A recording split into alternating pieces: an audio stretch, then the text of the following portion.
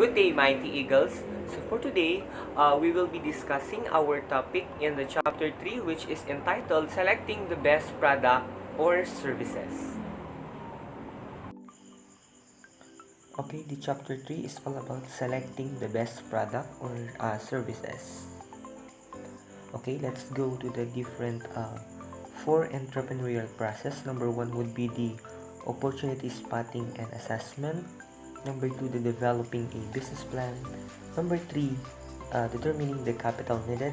Number 4 is all about running the business. Okay, and the number 1, opportunity spotting and assessment, it is the first process and it's considered to be the most difficult process.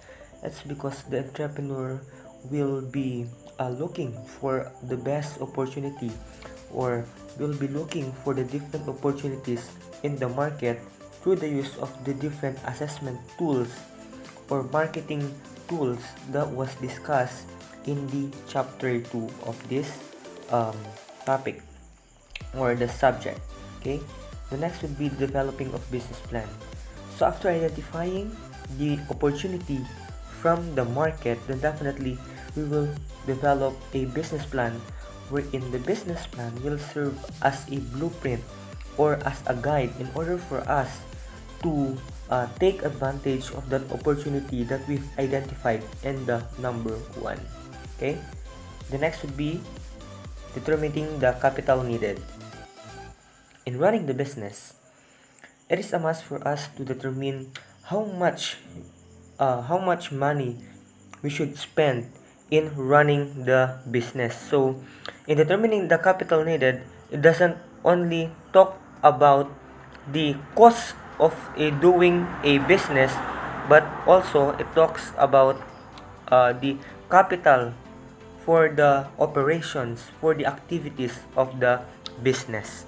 Okay, the last process in the entrepreneurial process is running the business.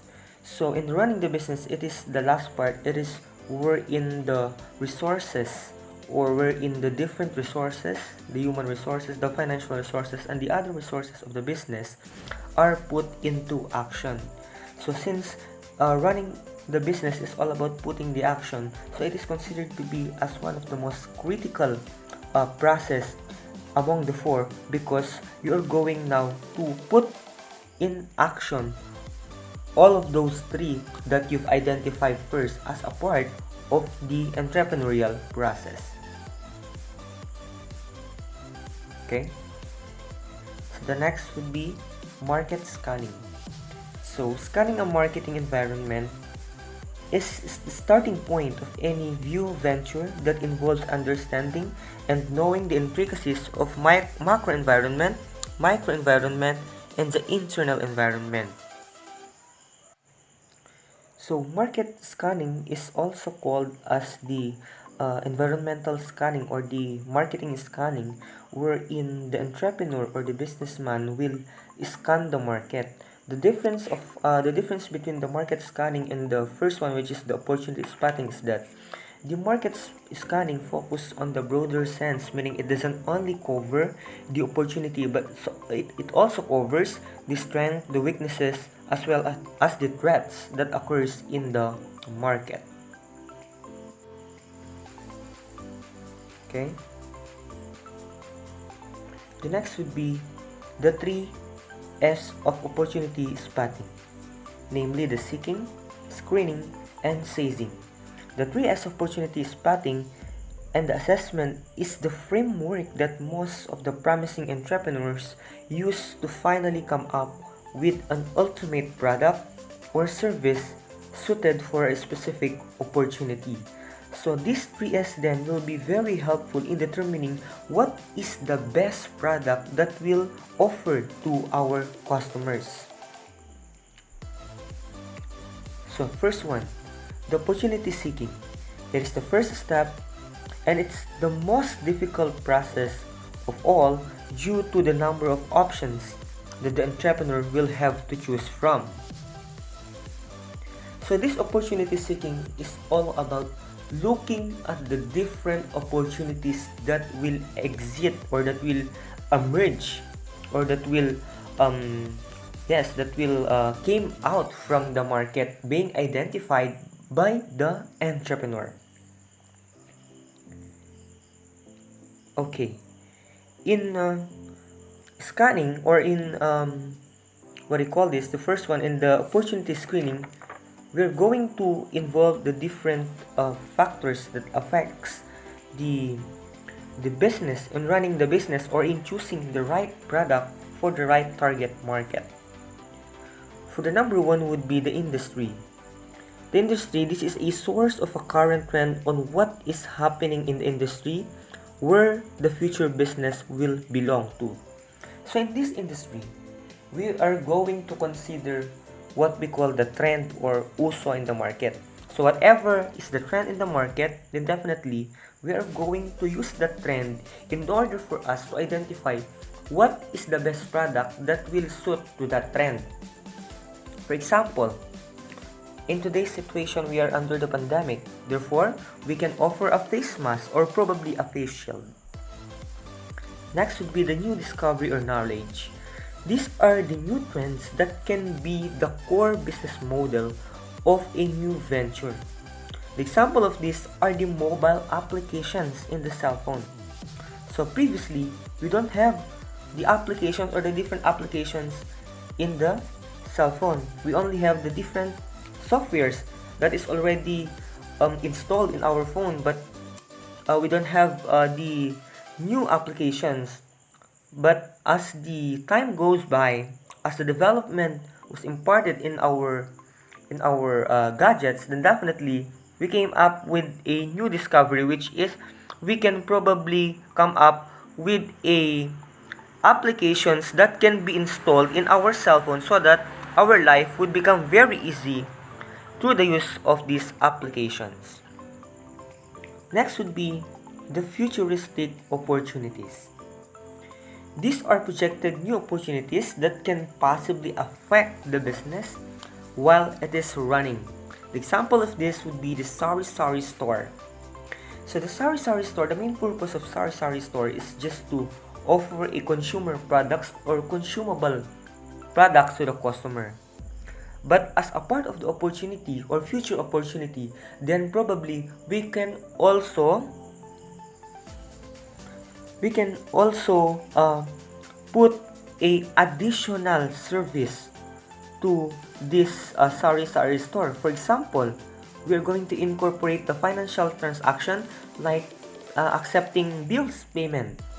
So in this manner, we are not only focusing on our Sari Sari store or offering a consumer goods to our customers, but of course to the different opportunities such as paying or accepting a bills payment, or probably a remittances. Okay, so let's go now to the micro market. So we've already identified the macro environmental sources, and for now let's go to the micro market. So it composed of 6 different elements or different factors. So number one would be the consumer preference, interest, and perceptions. So these are the current needs and wants of the potential customers that should be discovered right away by a budding entrepreneur. Okay? So in order for us to really identify what is the best product that will suit to the customer or to our target market, then definitely we should know the preference of our customers, their interest, and of course how they perceive the product. In short, we are talking about the needs and wants of our consumers. Next would be our competitors. Recognizing and understanding potential competitors will aid the entrepreneur to develop a product or service that is unique and will surely stand out from the competition. Okay? So under these competitors, if we know who are our competitors and what are the products that are being offered by our entrepreneurs or competitors or our co-entrepreneurs, then definitely we could be able to determine what are the possible twist or innovation that we can adapt or we can impart to that product in order for that product to become new in the market. so that our product would become very competitive in the market. Next would be the unexpected opportunities from the customers. So an example of this one is you are trying to experiment a new product, but unexpectedly this product became a very it becomes a trend to the market. Then definitely it is considered to be as unexpected opportunities, because you are just trying to experiment a product whether it will patronized by the customer. But as the time goes by, then definitely the customers patronize the product, and it's considered to be as unexpected opportunities. Next would be the talents, hobbies, skills, and expertise. In identifying the best opportunity or best product that we can offer to customers, it is a must that we should have also the talents, the skills, and the expertise. In order for our business, if the business have a talented employees, have a talented workers that will work in their organization, then definitely it will contribute to the best product or services that will be producing by the certain organization or a certain company. Okay, so next one would be the irritants in the marketplace. So if we are going to talk about the irritants in the marketplace, we are talking about the entrepreneur opportunities in the situations wherein there is no recurring problem, or sometimes when there is no more hope in solving the problem. For example, the enrollment. Okay, during this pandemic, we are not allowed to have a face-to-face enrollment, so the enrollment is done through online.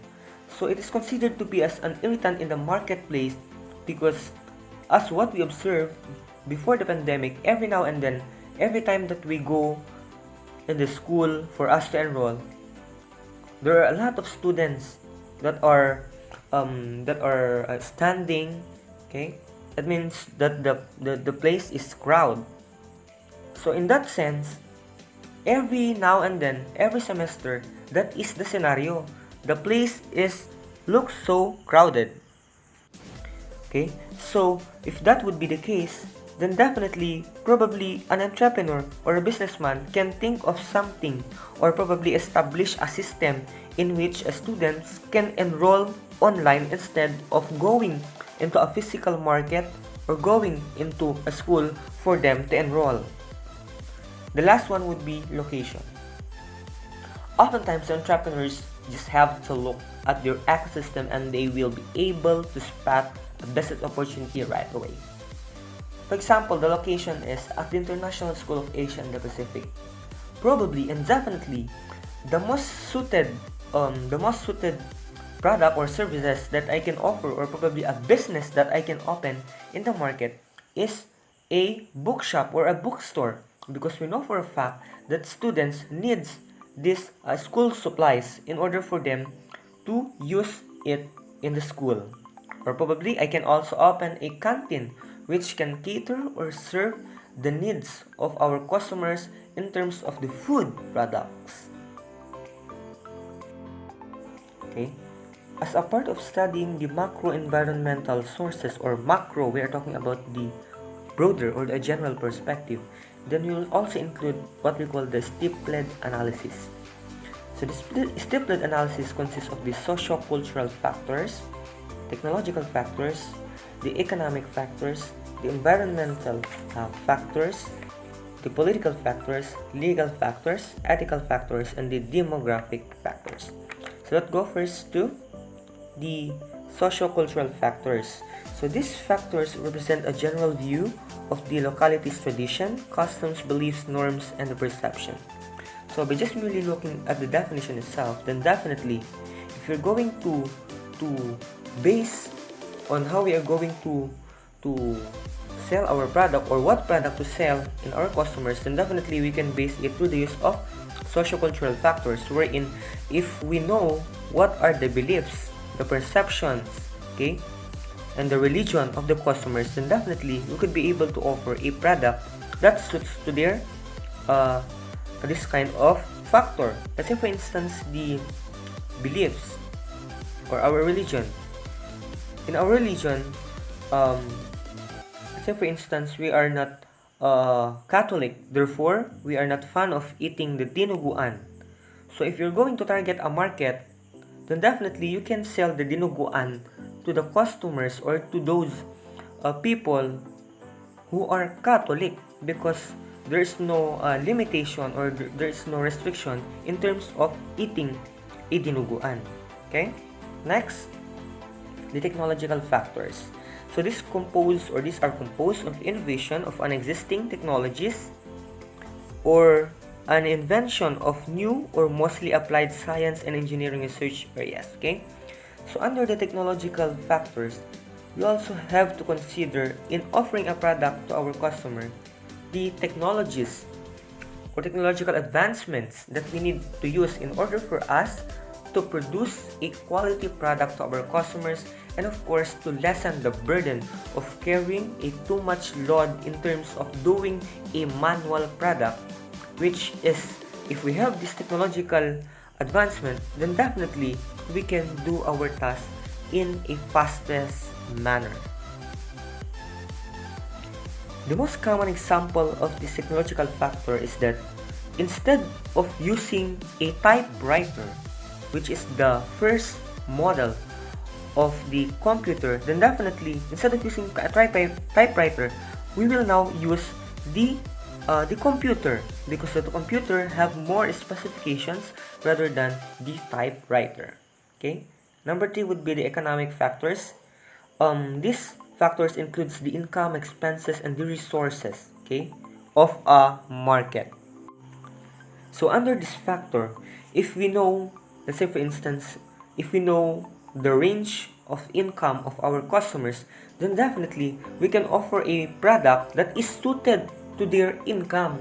Definitely we cannot offer a product to a customer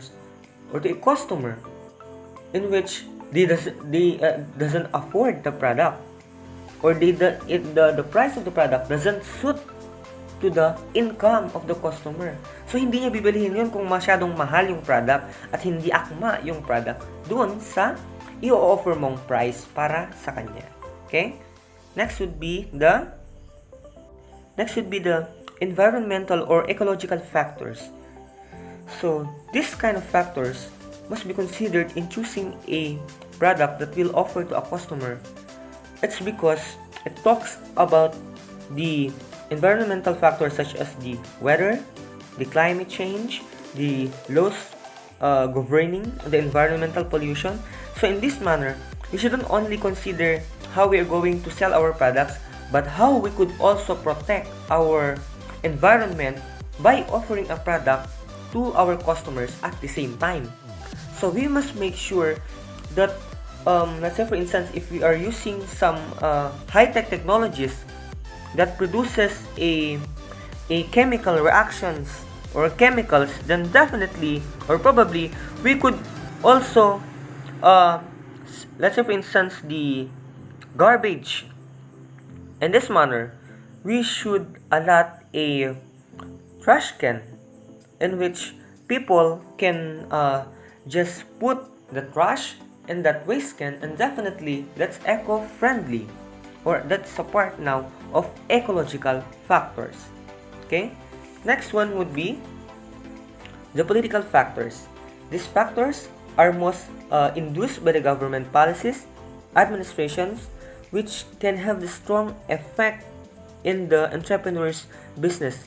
The example of this one is the government stability like changes, the corruption level, the tax policies, the freedom of the press, the rule of law, the government effectiveness, and the political rights.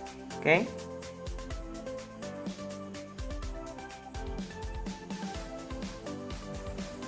Okay, the next would be the legal factors. So this legal factor is somewhat related to a political factors, wherein the legal factors are the government laws and regulations that can restrict or allow the business activities. Let's say for instance, example of what this one is the selling of guns. We know for a fact that using a gun literally is prohibited in our country, knowing the fact that if that gun is not used properly, then definitely it is against the law. So why is there a business, business establishments who offer or who offer or who sells a gun? It's because it is legal in our country. However, there are some restrictions. It's because that gun can be used in a bad faith or in a wrong manner. So in this sense, this kind of opportunity like selling a gun is a best, or it is also an opportunity for a businessman or an entrepreneur. But then again, there are some restrictions because this gun can be used by someone in a wrong way. Okay, the next one would be the ethical factors. These factors will serve as the entrepreneur guide on how to be ethically running in the business. For example, in promoting your product or services. In promoting your product or services, you must be guided with proper etiquette, especially when you are promoting online, because all of the eyes of the customers are focusing on you. And when you're going to sell your product, then definitely, in accordance with the ethical factors, you must be guided with the proper attitude and characteristics on how you are going to sell your product to your customer. It must be in a manner that it cannot hurt the customer, or it cannot affect the customer's buying decision in patronizing or choosing a product. The last one would be the demographic factors. The demographic factors, these are the characteristics of people in a target market, wherein it includes the profile of the target market or the respondents or the customers. It says here that it includes the population growth, the age distribution, the gender distribution, the social class, the family size, so on and so forth. So for example, the population. If you know for a fact that that place, there are a lot of people who are occupying that place, who are residing in that place, then definitely you can build up a business which is suitable to their needs and wants, knowing the fact that there are a lot of people or customers who are present in that market. Okay, the next would be screening the opportunity. So previously we've discussed all about the seeking an opportunity, wherein there are a lot of opportunities that are present in the market. So now we will proceed to screening opportunity, wherein the opportunities that are being identified from that opportunity seeking are being screened out, and we are just going to choose. We will just be using or choosing a one opportunity out of that opportunities that we've identified previously. So that's opportunity screening. It's all about choosing the best among the rest, or among the different opportunities identified. And the last among the different, or among the three S of opportunity, is that seizing an opportunity. It says here that it is more on pushing through, meaning since we have already identified the best opportunity, then we will now implement that best opportunity into action, meaning we are now going to implement that product that we've identified previously, from screening the market or screening the opportunity up to the seeking or the screening the opportunity. Okay, next would be the innovation. Okay, the innovation is a process of improving the product or services. When we speak of innovation, we are putting something new in the product, or something, or a twist in the existing product that makes it an innovative product. Okay, next would be the three types of innovation. Number one would be the breakthrough innovation. The example of this one includes the internet, computer, and the airplane. So previously we don't have the computer, but as the time goes by, as the technology emerged, then definitely technological advancements such as the internet and the computer or the airplane began to emerge in our market.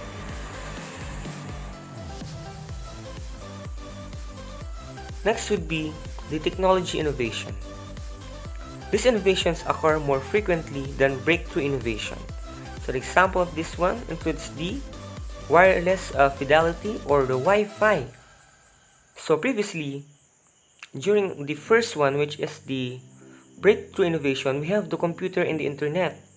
But as time goes by, then definitely there is now the invention of the Wi-Fi, in which we can use that Wi-Fi in order for us to run the computer.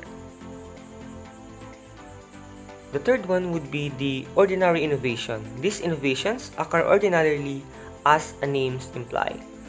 It includes the wireless mouse and the Airbus for the economic travelers. Okay, so this is called as an ordinary innovation because let's say for instance a computer cannot run or cannot do its best in terms of its quality without a mouse, because we know for a fact that in order for us to use the computer, then definitely we must have a mouse, we must have the CPU, so on and so forth. So in this ordinary innovation, we are talking about the different additional parts in order for us to use the main product, or in short, this serves as the additional parts or additional products in order for us to use the main product.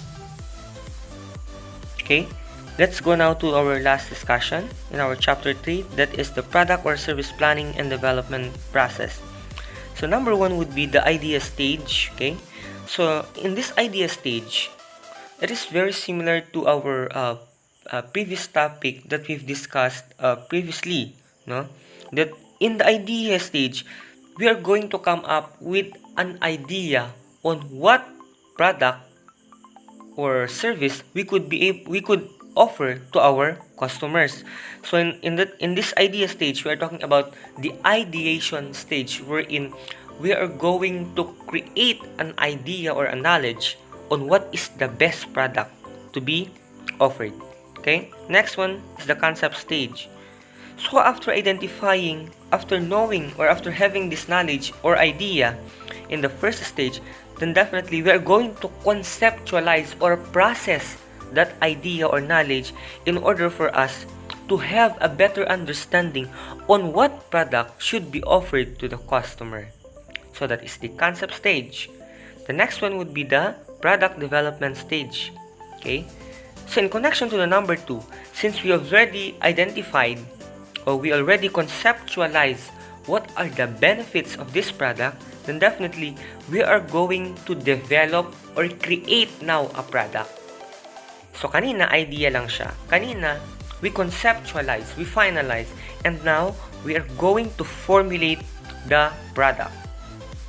And the last one would be test marketing stage. Okay, the test marketing stage is the last process in the product development, wherein we are going to test these products or service to the customers, meaning we will let the customers taste our product or probably experience the service that we will offer later on to them. That is the test marketing stage. Okay, thank you for listening for the chapter 3 or the discussion for our chapter 3.